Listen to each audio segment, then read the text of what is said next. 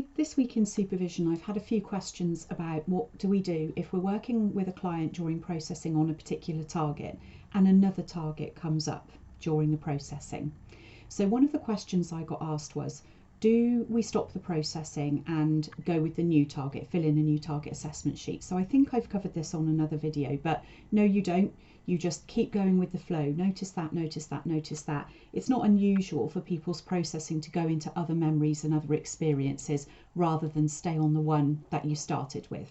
So the first answer is no, you don't stop the processing and fill in a new sheet. So the second question I had was, what do you do then when the client comes back a week later or a couple of weeks later? Do you go with the target that came up, or do you go with the target that they started on that week? So I would say you need to go back to the target that they started with rather than the other one that came up during the processing. So go back to the target that you started with. So hello X, how have you been? How have you been this week? We were working on, name the target you were working on. You don't need to give them the NC and the PC and all the other parts of the target assessment sheet that they gave you the week before. We were working on X. What do you notice when you get that now?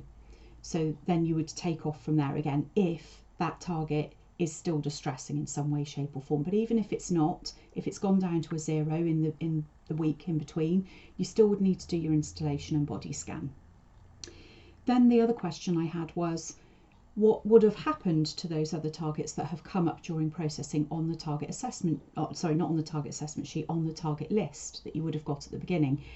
And my answer to that is it varies for different people. So for some people, their processing will have inadvertently processed some of those other experiences. So when you come to say to them, when we first met, we listed this and this and this, how distressing are those now? Some of them may have processed themselves. The SUDS really may have come down quite far, and other times they won't have. So if they haven't, then they still need addressing, and if they have, you may find that you don't need to process those in any way, shape or form. You might still want to do an installation and body scan on them to really seal the deal, but you may not need to do that.